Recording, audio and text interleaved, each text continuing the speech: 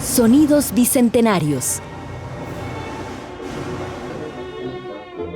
Historia de la música en Costa Rica. En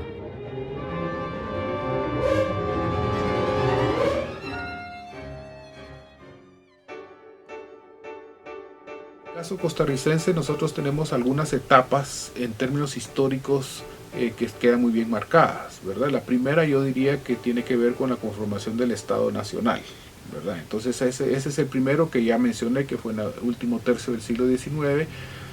Digamos, ahí se concretan, pero es un proceso lógicamente más largo. El segundo es el de la reformulación de los años 40 y en el cual yo incluiría también su continuación dentro de las políticas del Estado benefactor. A continuación hablaremos sobre dichas políticas.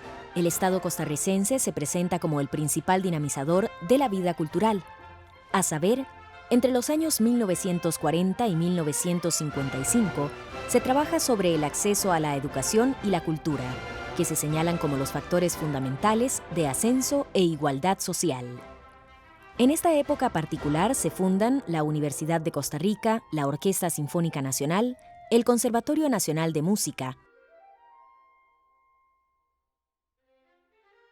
Para entonces el punto guanacasteco se declara el baile nacional. Entre los años 1955 y 1962, la Universidad de Costa Rica se convierte en el centro de la actividad cultural. Entre otras iniciativas de participación del Estado en la promoción de la cultura, se encuentran la Fundación de la Editorial de Costa Rica, la Fundación de la Asociación de los Autores y de Obras Literarias, Artísticas y Científicas. Asimismo, se declara la Ley de Premios Nacionales.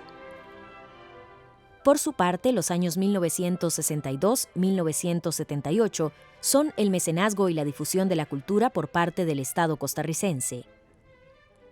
Entre los logros se señalan la creación de la Dirección General de Artes y Letras, se institucionalizan el Ministerio de Cultura, Juventud y Deportes, la Compañía Nacional de Teatro, se reorganiza la Orquesta Sinfónica Nacional y se crea la Orquesta Sinfónica Juvenil.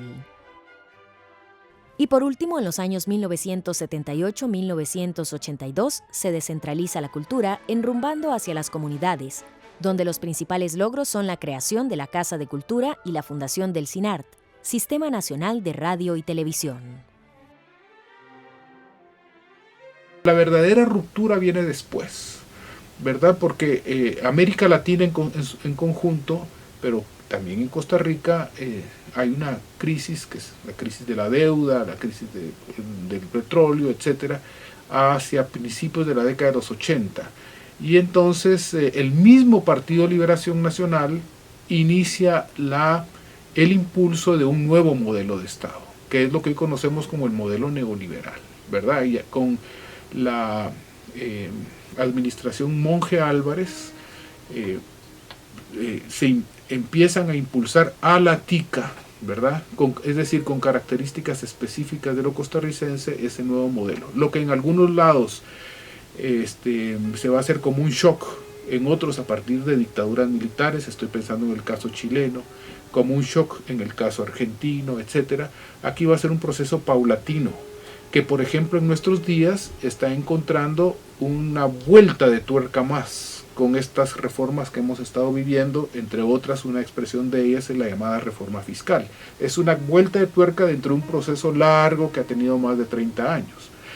Entonces ahí hay nuevamente una etapa nueva, porque entonces el Estado cambia, en el Estado hay un cambio de perspectiva de cuál es su papel y quiénes deben ser los impulsores de esas nuevas políticas. Esa nueva concepción está a tono con lo que yo dije anteriormente, el modelo neoliberal, en el cual empiezan a asumir un mayor protagonismo la empresa privada, la iniciativa privada, y el Estado se va retirando, va adquiriendo otro papel, ¿verdad? Entonces yo diría que esa es la tercera etapa, gran etapa